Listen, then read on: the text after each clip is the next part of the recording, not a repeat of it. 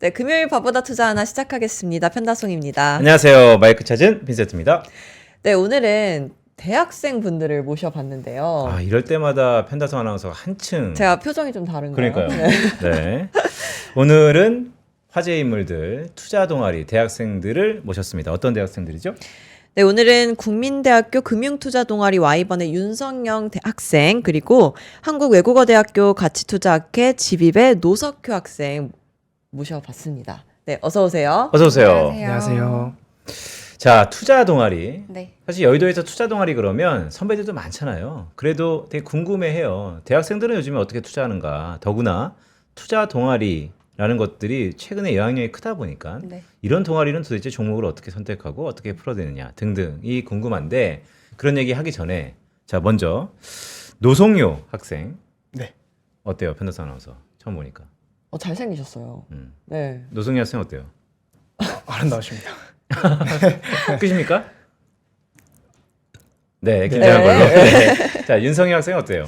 저는 사실 낯이 너무 익으신데 그 이유가 아침마다 3프로 방송을 거의 매일 보고 있고 해서 그리고 또 제가 지금 반포 WM 센터에서 근무를 하는데 입사를 처음에 했을 때 다송 아나운서님이 저희 객장에 계속 이렇게 영상이 띄워져 있으셨어요. 그래서 저분이 여기 대표 아나운서이시구나를 좀 미리 인지를 하고 있었어서 지금 굉장히 좀 내적 친밀감이 네, 있나요? 익숙합니다. 자주 봤다 뭐 그런 네, 거죠? 네.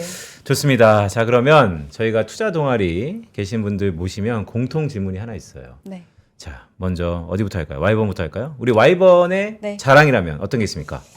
저희 자랑이라고 하면은 잘 어울리는 게 저희 매력인 것 같아요. 뭐 다른 세션이랑 뭐 이런 부분에 있어서 분명하게 차이점이 있기는 하겠지만 다른 동아리들을 만나봤을 때 좀 팀별로 친해지는 이제 그런 동아리들이 많았었는데 저희는 항상 투자 세션을 하고 이후에 회식을 하면서 친목을 다지는 게 있어서 두루두루 친하다 보니까 그런 점에서 저희가 제일 좀 잘 놀고 공부도 잘 좀 하고 네. 두 가지 다 잡는 그런 동아리이지 않을까라는 생각을 합니다. 그럼 지난달에 나온 Y번 학생이 있었잖아요. 네. 네. 친하신가요? 네, 저의 후배인 친구라서 자꾸 연락도 하고 뭐 종종 밥도 먹고 그런 식으로 해서 좀 지내고 있습니다. 알겠습니다. 자, Y번 출신들은 술 잘 먹는다. 뭐 이런 거죠? 네, 저희 술 잘 먹습니다. 알겠습니다. 자, 외대는 이 이름부터 되게 약간 어려운데 GVIC? GBB입니다. GBB. GBIP. GVIF. 어떤 의미예요? 이게 이제 글로벌 밸류 인베스트먼트 핀테크라고 네. 정말 좋은 단어들과 좋은 분야를 다 이렇게 섞어서 우리가 어떻게 보면 통합형 인재가 좀 돼보자라는 취지하에 좀 이름을 이렇게 설정했습니다. 너무 궁금한 거. 이거 이름 네이밍 한 사람 지금 뭐 하십니까? 지금 교수님이 어. 좀 강하게 어필하셨던 것 같은데 그래요? 이게 사실 저희가 코로나 이전에 있던 저희 학교에서 GVI라고 네. 그래서 핀테크 과정이 빠진 학교가 있었었는데 그게 코로나 과정을 거치면서 아무래도 좀 동아리나 이런 게 만남이 없다 보니까 사라졌다가 최근에 좀 다시 신설이 되면서 이렇게 핀테크 분야를 합쳐서 지금 이렇게 이어나가고 네. 있습니다. 글로벌 밸류 인베스트먼트 인베스트먼트 핀테크. 핀테크. 네. 네. 이 동아리 소개해 음. 주셨는데 이제 본격적으로 시장 그리고 투자 얘기 좀 해볼까요? 그러니까. 네. 가장 궁금한 게 Z세대 시선으로 지금 시장을 바라본다면 어떤 느낌이 드는지가 궁금해요. 네, 어떻게 생각하세요? 네, 먼저 저는 말하시는 분이 네. 제가 좀 말씀을 드려도 네. 네. 저는 딱 두 가지 정도 포인트를 잡았었는데 하나는 최근에 저희 계속 장세가 좋았었잖아요, 원래. 네. 그게 대부분 제 대형주 위주였었더라고요. 근데 이번에 이제 조정이 살짝 오기 시작하면서 중소형주로 좀 넘어가기 시작을 해서 이전에 수익을 못 보셨던 분들이 이제 중소형주로 해서 좀 과격하게 탑승을 하려고 하는 장세이지 않나라는 생각을 처음으로 했고 네. 그리고 두 번째는 신용이랑 레버리지 사용하는 게 너무 좀 뚜렷한데요. 실제로 저희 동아리에서 투자를 하는 친구들 중에서도 레버리지를 쓰는 친구들이 꽤나 있다는 점에서 이게 정말 뉴스에서만 뭐 레버리지가 많네라고 얘기하는 게 아니라 내 주변에도 이런 걸 활용하는 친구들이 있구나라는 생각을 좀 했었고요. 좀 그런 것 같아요. 한 번 얻는 수익을 가져가려면 좀 더 크게 먹자? 않나라는 생각이 좀 기반이 되어 있지 않나라는 생각을 갖고 있습니다. 그러니까 돌이켜보면 올해 한국 증시를 강타했던 여러 가지 키워드 중에 레버리지 키워드가 있거든요. 네. 그러니까 포머에서 오는 레버리지일 수 있는데 말씀하신 것처럼 뭐 세대를 굳이 나누자면 Z세대는 확실히 최근에 레버리지 투자도 많이 한다. 네. 이런 말씀이시죠. 자, 노석효 학생은 어때요? 최근 앞으로 장 같은 경우에 좀 많은 학생들 우는 거 아니죠? 포모를 괜찮아요? 우는 거 아니죠? 네. 포모를 좀 많이 느끼는 장이지 않나라는 생각이 드는 것 같습니다. 그래서 뭐 AI나 뭐 인공지능 그리고 뭐 엔비디아 이런 대형주들을 저희가 포트폴리오에 담지 않았더라면 좀 이 시대에 뒤처지지 않나라는 생각이 좀 들 정도로 좀 급격한 상승을 보여줬던 것 같고, 그래서 그 과정에서는 좀 현재 학생들 사이에서는 결국 믿음은 미국에 있다 뭐 이런 의견이 있을 정도로 좀 트럼프 2기의 행정부 자체에서 뭐 기업 규제 완화나 뭐 친기업 정책 이런 것들이 아무래도 미국 시장 자체에 대한 뭐 하방 지지력이 좀 있지 않을까. 그래서 뭐 밀리면 산다라는 느낌으로 이렇게 좀 믿음으로 매수를 많이 하는 것 같아요.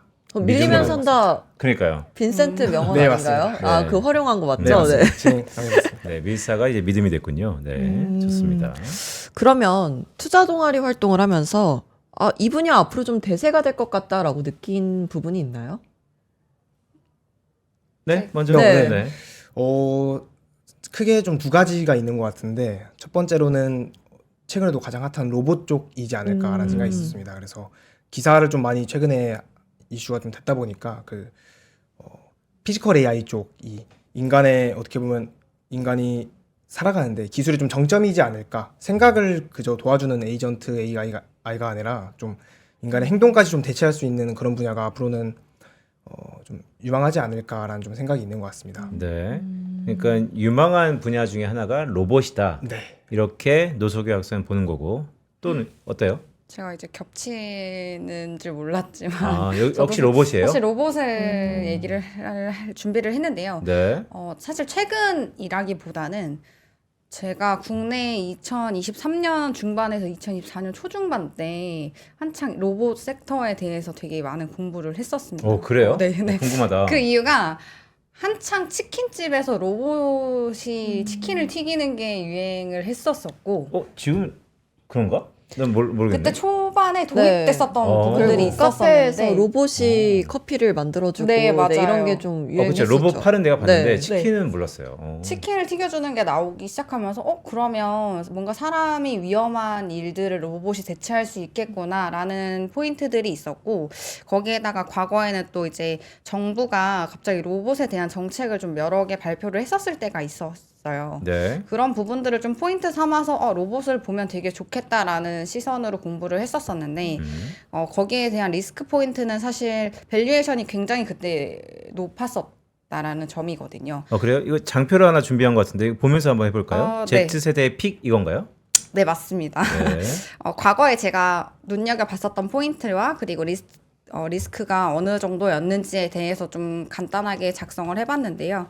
투자 포인트는 앞서 말씀드렸다시피 한 요렇게 4가지 정도 준비를 했었고, 리스크는 아무래도 그때 초기에 시연이 됐었다 보니까 로봇을 실제로 투입할 수 있는 게 사실 좀 장기간 시간이 걸리지 않을까에 대한 좀 포인트들이 있어서 그거를 좀 리스크로 저는 잡아봤었고, 근데 또 마침 최근 들어 로봇이 좀 각광을 받기 시작하고 있더라고요. 네. 직접적으로 미국에서 로봇을 좀 AI 다음으로 좀 눈여겨보고 있다라는 말을 하기도 했고, 또 테슬라에서 이번에 이제 휴머노이드 관련한 로봇들이 좀 자세하게 나오다 보니까 좀 각광을 다시 받고 있는 것 같은데, 그래서 제 생각은 과거보다는 조금 더 실현율이 높아지기도 했고, 그리고 로봇에 대한 그 비용 자체도 예전보다는 부담이 좀 덜할 것 같아서 앞으로 26년은 조금 로봇이 좀 주도하는 시장이 아니지 않을까라는 생각을 합니다. 그러면 윤성영 학생이 들어가 있는 네. 국민대학교 동아리 Y번에서는 로봇은 어떤 종목을 보통 투자합니까? 사실 뭐 저희가 동아리 자체로 해서 대표주를 꼽아 본 적은 없는데, 제 원픽은 SPG라는 종목이었습니다. SPG? 네.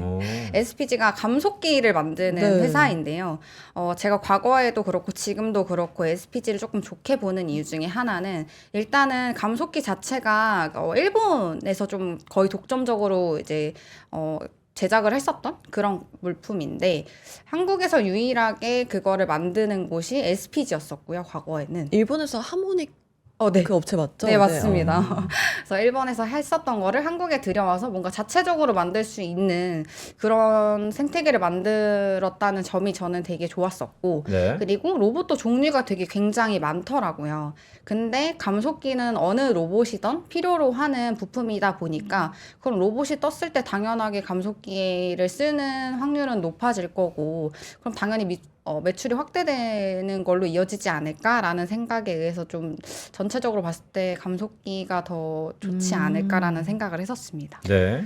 그럼 노석규 학생은 어떤 분야가 전망이 좋다 생각하시나요? 저- 같은 로봇이라고 같은 했는데. 로봇이고 아까 사실 또 말씀을 못 드렸던 게 저는 바이오 쪽도 앞으로 좀 괜찮지 않을까. 갑자기? 네, 생각을 했었어요. 갑자기 바이오로? 네, 근데 네네. 워낙 준비를 또 많이 해주셨어가지고 네.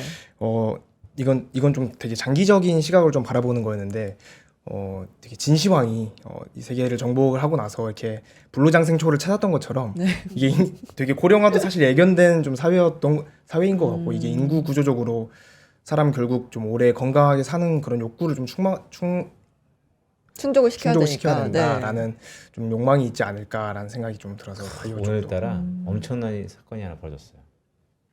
편다성 아나운서가 도와주기 시작했어. 이거는 뭔가 이렇게 편파 방송이 됩니까? 자세히 편파 생각났다고? 방송 해야죠. 네. 알겠어요. 자, 그러면 바이오 업종 중에서 종목을 꼽자면 요즘에 어떤 걸 주로 보세요? 저는 요즘에는 뭐 되게 저는 원래 대형주를 좀 많이 좋아하는데 그래서 뭐 일라일릴리나 좀 이렇게 뭐 노보노디스크 뭐 이렇게 치매 치료제나 비만 치료제 관련 대형주들이 앞으로도 계속 괜찮지 않을까라는 생각이 좀 드는 것 같습니다. 근데 말씀드렸던 것처럼 처음에 진시황 얘기부터 쭉 네, 말씀하신 불로장생. 거. 불로장생하고는 별로 상관없는 것 같은데. 불로장생과 비만 치료제는 그러니까요.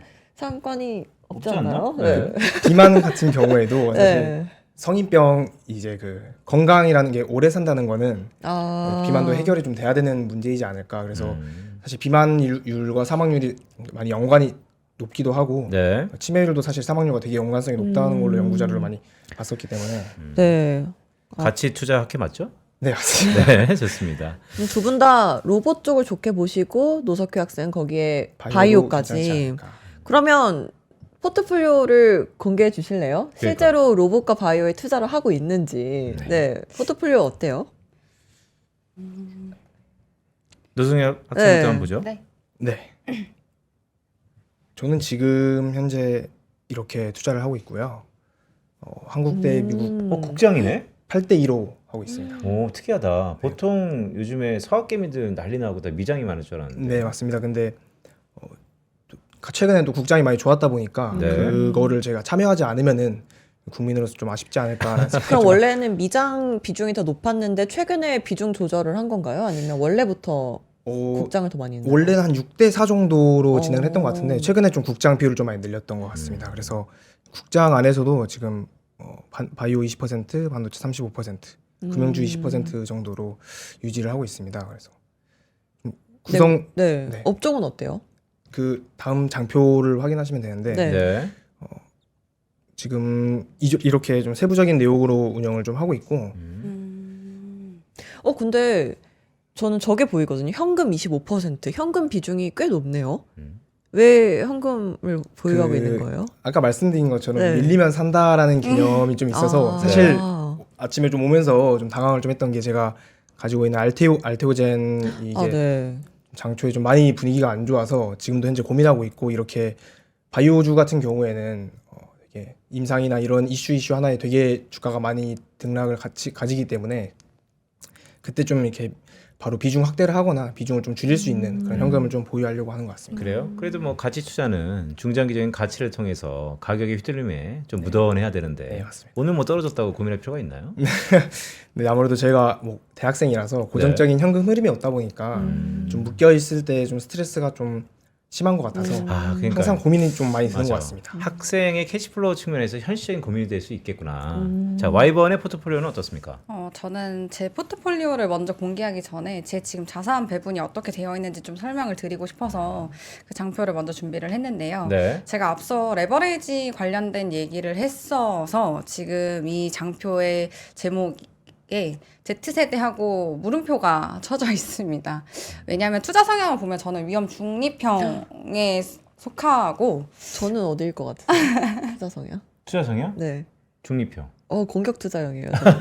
아 정말요? 네. 오히려 뭔가 되게 생각했던 거와 달라서 아, 네. 중립형이실 것 손다성 같아요. 아나운서를 참고로 말씀드리면 네. 현금은 거진 없습니다. 0%? 네. 정말요? 특히 올해 우리가 국장 같은 경우에 뭐 어쨌든 아, 네. 근데 특이한 게 적금이 이렇게 많아요? 네, 맞습니다. 적금이 많은데 그 이유가 청년 희망 적금이라고 해서 국가에서 이제 좀 청년들을 위해서 만들었던 상품이 있어가지고 네. 그 상품의 비중이 좀 많은 편이고 청년 희망 적금 그게 2년 후에 이자를 엄청 많이 붙여서 네, 돌려주는. 맞아요. 네. 얼마나 붙이는데요? 그게? 이게 그 소득에 따라서 조금 다르기는 해서 네. 그거에 따라서 봤을 때 지금 제가 고정적인 수입이 크지 않으니까 네. 아직까지는 적금을 들고 갔을 때 주식 수익률보다는 조금 더 괜찮을 수 있겠다라는 생각 때문에 아직 해지를 하지 않았고 그리고 또 하나는 주택 청약을 가지고 있어서 네. 그거 포함해서 적금의 비중이 굉장히 좀 높은 편이기는 합니다. 그 외적으로는 주식 국내랑 해외를 갖고 있고 그리고 뭐 달러랑 원화를 좀 가지고 있는 편이기는 한데요. 그래서 이러한 좀 자산 배분 때문에 저는 요즘과 다르게 좀 공격적이지 않은 그런 성향을 갖고 있지 않나. 그러면 최근에 유행했던 포모가 오지 않았어요? 왜냐면 최근에 주식을 많이 담은 사람들이 물론 상반기와 하반기에 우리 시장의 스킴이 좀 다르지만 네.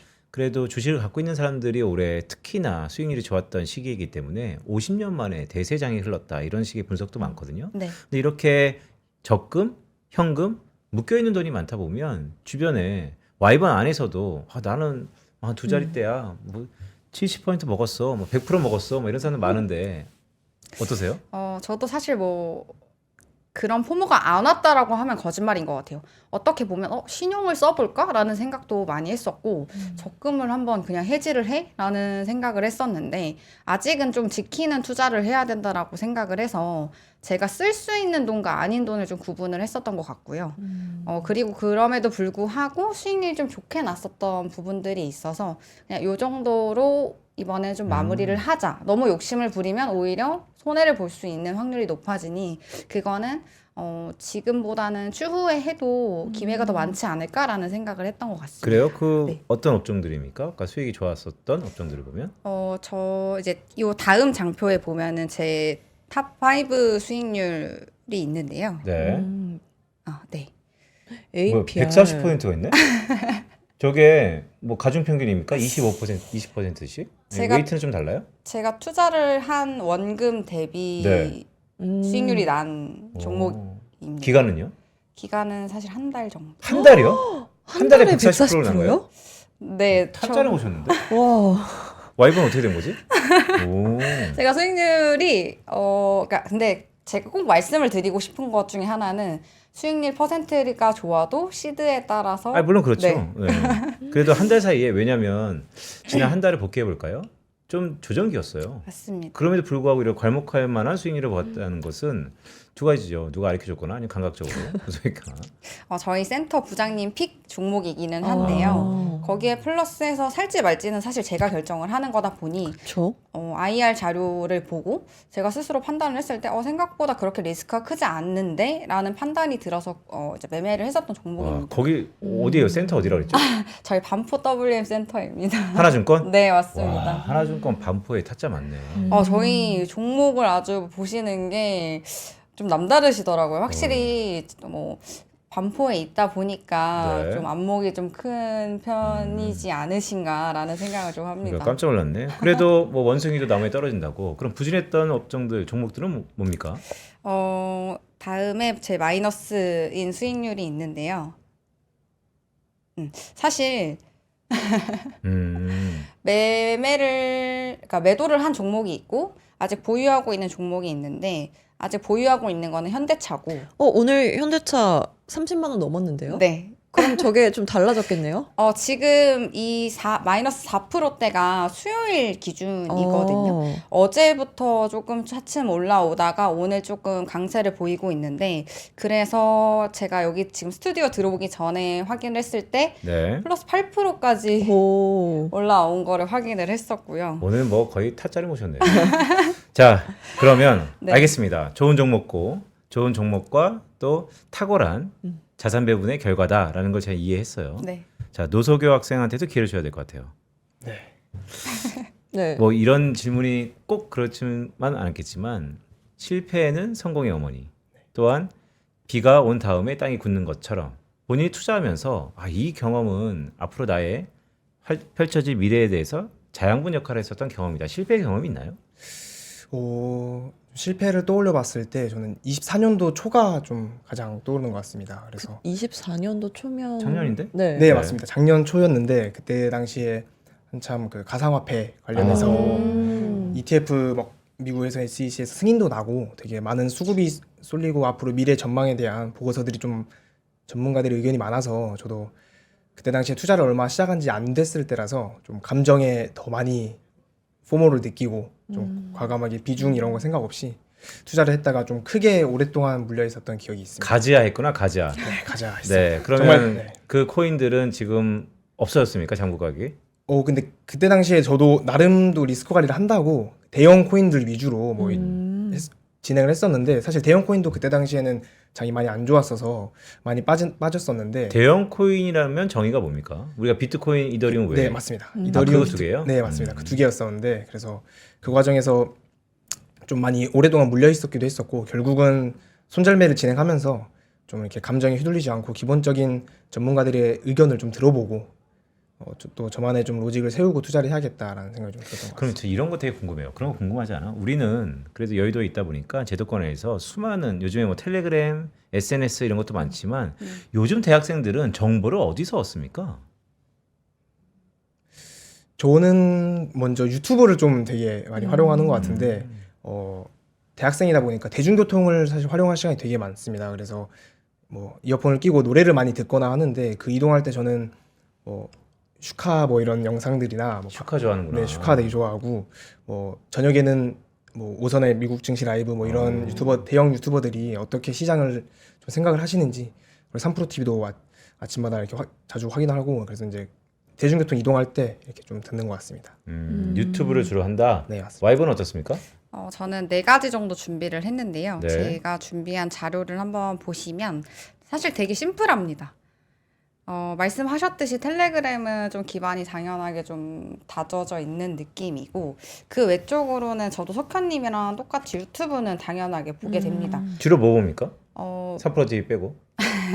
한국장 같은 경우에는 기릿이라는 유튜버가 기릿? 있어서 네. 제가 21년에 처음 주식 투자를 했는데 그때부터 꾸준히 보고 있고 가장 좋은 게 시황을 정리해주고 또 마감장까지 이제 전체적으로 정리를 해주고 공모주라든지 이런 것까지 정리를 해주다 보니까 딱 한눈에 보기 괜찮다. 그리고 시간도 생각보다 짧아가지고 밥 먹을 때나 뭐 이동할 때 저도 네. 좀 많이 듣는 편이고요. 들어갔어요, 길이?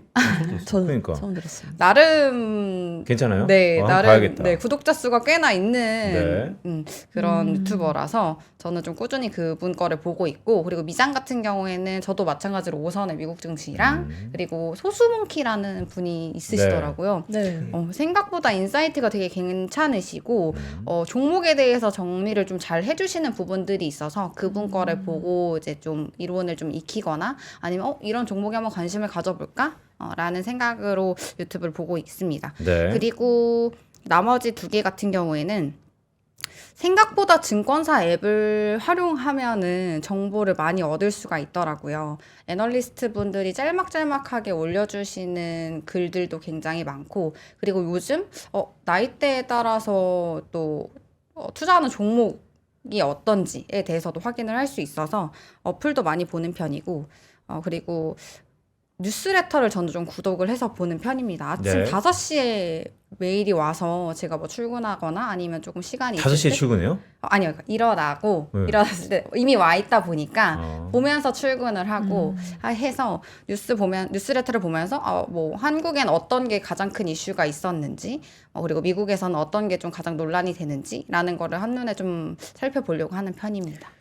근데 이런 건 어때요? 학생이니까 아무래도 투자를 할 때 현실적인 부분에서 네. 아쉬운 부분이 있을 거고 혹은 투자 공부를 할 때 접근하기가 쉽지 않아서 아쉬운 점이 있을 텐데 그런 점이 있나요? 일단 저는 계속 대학생 때부터 투자를 네. 했다 보니까 학업이랑 사실 병행하기가 좀 어렵지 않나라는 생각이 좀 그래요? 들었던 것 같습니다. 왜요? 아. 계속 보게 돼서? 계속 보게 되는 것도 있고 아직은 사실 투자에 있어서 감정을 빼는 법을 많이 터득을 못했어서 근데 같이 투자한다 그러지 않았어요? 네 맞습니다. 그러지 않았어? 근데 믿음이라는 건 사실 좀 흔들리기 마련이니까 사람이다 네. 보니까 그래서 괜찮습니까? 외대? 같이 투자? 그 학교 내에서 동아리 활동은 되게 가치 투자를 전문적으로 하고 저는 말씀드리는 건 이제 개인 투자적인 측면에서는 좀 더 좀 감정이나 이런 게 좀 많이 소요가 되지 않나라는 생각이 드는데 네. 그래서 시험 기간에는 또 저희는 사실 본업이 학생이다 보니까 좀 공부를 해야 되고 하는데 이렇게 시장 상황을 좀 긴급하게 좀 챙겨볼 수는 좀 어렵더라고요. 그래서 그런 데 있어서 좀 문제가 좀 있는 것 같습니다. 정보에 대한 접근성이라든지 시간을 컨트롤하는 데 있어서 본업이 있다 보니까 아무래도 투자 본업이 아니라서 약간의 지장이 있다. 네 맞습니다. 그래도 같이 투자인데. 뭐 어쨌든 자 와이번은 어떻습니까? 저는 한 4가지 정도로 크게 나눠보기는 했는데 저도 석현님처럼 집중이 잘 안 된다는 게 가장 좀 어렵다고 좀 말씀을 드리고 싶어요. 저는 중장기 투자보다는 좀 단기 위주로 매매를 하다 보니까 장이 열렸을 때의 흐름에 따라서 조금 매매를 하는 편인데 사실 학교 다닐 때는 그게 거진 어렵거든요. 장이 열려있을 때 수업을 하다 보니까 그래서 웬만해서는 학기 중에는 사실 국장은 잘 안 하는 편이고 미장은 밤에 할 수 있으니까요. 네, 맞아요. 그래서 일정이 다 끝나고 저녁에 좀 미장을 하다 보니 학교 수업 중에는 미국을 좀 중심적으로 했었던 것 같고요. 엄청 부지런하다. 그러면 거의 주경야도 비슷하게 낮에는 일을 하고 네. 밤에는 재테크 시장에서 나의 꿈을 펼치고 요즘은 그렇지 않으면 안 되는 세상인 것 같아서. 안 힘들다. 빈센트가 좋아할 것 같은데요? 그러니까 왜냐면 잠은 죽어서 자자. 네, 밥 먹을 많이 시간이 안 없다. 주무신다고 네. 하더라고요. 또 아침에 또 깜짝 일찍 놀랐네. 나오셔서 네. 방송을 하시는 거 보니. 네, 뭐 저는 업이니까요. 업이니까 이렇게 하는 거고. 그런데 물론 나중에 업이 되시겠지만 이 본업이 아님에도 불구하고 뭔가 자기의 꿈을 위해서 루틴하게 한다는 것은 상당한 의지가 있는 것인데 고무적이다라는 생각이 좀 드는데요. 자, 이어서 질문 좀 해볼게요. 자, 우리 근본적인 질문 좀 해볼까요? 투자라는 것이 이제는 옵션이 아니고 디폴트인 사회가 접어들고 있죠. 각자마다 중간 목표와 최종 목표가 다 달라요. 그런데 요즘 대학생들 그 중에서도 투자에 관심 있는 두 분이 10년 뒤면 몇 살일까? 지금 제 나이일 것 같은데요. 그러니까요. 여전히 그래도 미래가 창창한 우리 편탄호 아나운서처럼 10년 뒤에는 어떤 모습일 것 같은지 아니면 10년 뒤에 내가 이런 모습을 가기 위해서 최근에 이런 게 조금 힘들다. 어떤 것도 여쭤볼까요? 제가 먼저 답변을 네. 드릴까요? 저는 2가지 정도의 목표를 가지고 있는데 사실 10년이라기보다는 어떻게 보면 좀 장기적으로 생각을 한다면 제 개인적인 바람은 제 브랜드를 만들고 싶은 게 가장 큰 목표이고 브랜딩. 네. 그리고 회사 측면에서 제가 직원으로 봤을 때는 사실 임원이 너무 해보고 싶어서 그래요? 10년 뒤에요. 네. 그러니까 무조건 10년이라고 단정을 할 수는 없지만 그래도 제가 임원이라는 자리까지 올라가는 가봐야 직장 생활에서 좀 직성을 풀 수 있지 않을까라는 생각을 했었습니다. 사장이 한번 해보겠다. 사장까지는 아니더라도 네. 좀 임원 뭐 이사라든지 네. 어느 정도의 그런 일반 직원이 아닌 회사를 전체적으로 아울러서 봐야 하는 시선을 갖고 싶다는 생각을 갖고 있어서 그러니까 경영과 네. 매니지에 대한 꿈이 있네요. 그런 부분도 있습니다. 아무래도 과 전공이 경영이다 보니까 그거를 좀 영향이 있었던 것 같다는 생각을 합니다. 네. 노석효 학생은 어때요? 10년 뒤. 저는 사실 이렇게 엄청 인생에 대한 목표를 정해놓기보다 되게 좀 현실적인 목표를 좀 미리 정하는 편인데. 그래요? 네, 맞습니다. 그래서 저는 고향이 지방이라서 사실 좀 집에 대한 안정감을 좀 많이 추구하는 것 같아요. 집이요? 네, 맞습니다. 오늘 주식 시간인데.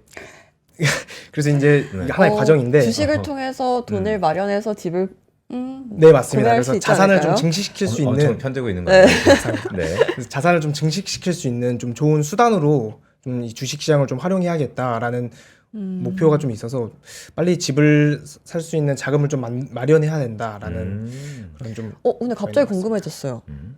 처음에 투자 시작할 때 시드머니는 어떻게 마련을 했어요? 저는 사실 전분도 그랬듯이 군대 적금을 좀 많이 활용을 했습니다. 그래서 군대 적금에서 뭐 보증금 빠져나갈 거 빠지고 이제 군대 적금이랑 계속해서 이제 알바를 하다 보니까 요즘 거기서 군대 적금이라는 게 있습니까? 네, 월급이라고? 맞습니다. 그 군인들은 그 그게 잘 알아? 복무 기간 그런 게 있어요? 적금이 있구나. 네, 맞습니다. 적금이라는 게 따로 있더라고. 이런 거 여성분들이 더 잘하네요. 네. 신기하다. 그 나라 사랑 카드 막 이렇게 네, 해서 맞아요. 막 그런 것도 있고. 그게 대부분 시드머니가 될 정도로 종잣돈이 되는군요. 그게 제가 2년 반 전에 전역을 했었는데 그때 당시에 수익률이 약 30% 정도로 확정적으로 좀 기여를 해주는 상품이었다 보니까 적금이요? 한 800? 30%? 네, 800만 원 후반대 정도 받고 전역을 좀 했던 것 같습니다. 그래서 이야, 그 돈으로 큰 돈이 처음 생기다 보니까 어린 나이에 네. 뭘 해야지라는 그 과정에서 좀 주식 시장으로 눈을 좀 돌리지 않았나라는 생각이 좀 듭니다. 그래서 결국에는 시드머니가 군대 국가에 복역을 한 이후에 네. 복역한 가치에 비해서는 작을 수 있겠으나 그게 종잣돈이 돼서 결국 투자를 했는데 네. 궁극적인 10년 뒤의 중간 목표는 집을 사는 거다. 네, 맞습니다. 부동산 자금을 좀 빨리 마련하는 그런 수단이 되지 않을까라는 생각. 서울에? 네, 맞습니다. 근데 서울에 자가 있고 대기업 다니는 김 부장님. 예. 네. 좀 그런 거 아니에요? 요즘에? 그런 거 아닙니다. 네. 그만큼 이제 사실 저도 언제든지 그렇게 뭐 시장 상황에 따라서 문제가 발생할 수도 있고 좀 투자 실패를 할 수 있기 때문에 그런 거를 좀 리스크 관리를 잘할 수 있는 사람이 되고 싶다라는 것도 어떻게 보면 하나의 목표인데 사실 산업이나 섹터라는 게 사이클이 있다 보니까 제가 좀 이렇게 지금 당장 실패하고 쌓아가고 공부하는 과정들 그런 좀 자신 있는 그런 사이클이 다시 돌아왔을 때 좀 확신이 드는 좀 더 가치 투자적으로 확신이 드는 그런 투자를 하고 싶다는 작은 바람도 있습니다. 이거 하나 좀 여쭤볼게요. 말씀 중에 리스크라는 얘기를 했으니까 리스크 관리하는 건 경험에 빈자한 게 대부분인데 사회 초년생이다 보니까 많은 경험을 하지 못했잖아요. 물론 경험이라는 게 요즘에 다양한 매체, 서적을 통해서 알 수 있겠지만 지금 주식 투자를 하는 입장에서 투자 동아리 입장에서 리스크라는 것은 어떻게 정의하고 어떻게 관리합니까? 왜냐하면 증권회사에서 리스크, 여의도에서 리스크는 곧 기회일 수도 있거든요. 먼저 와이번부터 할까요? 리스크를 어떻게 정의하고 어떻게 관리하고 있습니까? 말씀하셨다시피 사실 기회의 영역으로 저희는 조금 더 바라보고 있는 것 같아요. 왜냐하면은 빠졌을 때 그 용기를 갖고 산다는 부분들이 있기도 하고 또 그리고 과감했을 때 얻을 수 있는 투자 수익률도 있다 보니까 지금 현재 저희 같은 경우에는 조금 더 과감해지려고 하는 그런 입장이지 않을까라는 생각을 하는데 그래요? 본인은 아까 위험성이 중립성이었는데 그러니까 대부분은 평준화를 해서 말씀을 드리자면 사실은 그렇고요. 리스크 관리를 하는 거와 정의를 한다는 거는 사실 너무 어려운 일이라고 생각을 합니다. 그래도 그나마 내가 좀 수용할 수 있는 범위에 대한 부분을 정해놔야 하고 그리고 그 이상 넘어갔을 때는 깔끔하게 포기할 줄도 아는 게 좀 필요하지 않을까라는 생각도 합니다. 그래요? 그러면 손절 나이는 퍼센티지로 얼마 정도예요? 요즘 동아리는? 저희 같은 경우에는 거진 한 5%에서 7% 사이 정도 되는 것 같습니다. 그럼 하루에도 그냥 손절 라인에 올 수 있겠네요. 그렇죠. 근데 이제 그럴 때 좀 고민을 많이 하기는 하는데요. 전체적으로 의견을 좀 들어가면서 내가 이걸 조금 더 넘어봐도 괜찮지 않을까라는 부분들이 있어서 그런 것들에 대해서는 최대한 조금 보수적으로 다가가려고 하는 편이고 누가 봐도 이건 조금 많이 위험한데 이 이상 넘어갔을 때 감당할 수 없을 것 같은데 라고 했을 때는 거의 정말 바로바로 손절을 하기도 합니다. 익전 라인도 있습니까? 보통 익절이 익절? 중요해요. 맞아요. 언제 파느냐가 더 중요하다는 말을 많이 듣기는 했는데요. 그 익절 라인을 완벽하게 정하지는 못했지만 대부분 15% 정도? 그래요? 네, 보는 것 업사이드 같습니다. 15%, 네. 하단은 한 7, 8%. 네. 이게 레인지군요. 정말 위험 관리를 잘 하시네요. 전혀 못 공감이 전혀 안 되는 거지. 그냥 100% 먹어야 되는데. 자, 노석규 학생은 어떻습니까? 리스크 관리라는 거는 사실 제가 감당할 수 있는 영역이라고 말씀을 좀 드리고 싶은데 아까 말씀드린 것처럼 저는 돈이 묶였을 때 되게 스트레스를 많이 받다 보니까 그런 거에 있어서 본인이 시간적으로든 뭐 경제적으로든 정신적으로든 좀 여유가 생기는 레인지이지 않을까라는 생각이 드는 것 같고 그 손절 라인이나 익절 라인 같은 경우에는 개별 종목마다 되게 다르다고 생각을 좀 하거든요. 그래서 손익비를 결국 따지고 그 포지션을 잡기 때문에 개인 투자를 할 때는 사실 저는 개인적으로 마이너스 15%가 넘어가는 순간부터는 이거를 더 비중을 확대할지 아니면 손절을 할지 좀 고민을 많이 하는 것 같습니다. 그 그래서 허들 레이트가 마이너스 15% 15% 정도예요. 그래서 그때부터 진지하게 좀 고민을 하는 것 같고 익절 라인은 사실 25% 이상 넘어가야지 사실 손익비가 좀 나온다라는 생각을 해서 그래서 그 이후로 이게 비중을 줄일지 아니면 확대할지 좀 고민을 하는 것 같습니다. 상대적으로 보면 확실히 레인지가 좀 넓네요. 네, 맞습니다. 네, 아까는 근데 저희가 두 분의 10년 뒤 장기적인 목표를 물어봤잖아요. 그럼 단기적으로 이제 곧 취직을 해야 하는데 혹시 어떤 분야에 취직을 하고 싶어요? 저 같은 경우는 증권사를 제일 오. 타겟팅을 하고 있고, 증권사 취업. 네, PB요? 맞습니다. 아니면 네, PB를 애널리스트요? 꿈꾸고 있습니다. PB. 네. 세상에 가장 어려운 PB. 사실 되게 막연했었어요. 왜냐면은 그 일을 해보지 않는 이상 어떤 일일지에 대해서 저희는 받을 수 있는 게 선배님들 뭐 얘기라든지 아니면은 실제적으로 그냥 인터넷에서 직무 분석을 한다든지 이런 정도인데 제가 지금 센터에서 근무를 하면서 조금 지켜보니 제가 생각했던 것보다 조금 더 내가 잘할 수 있는 부분들이 있을 것 같은데 라는 좀 판단이 들었고 그래서 조금 더 확고해진 것 같습니다.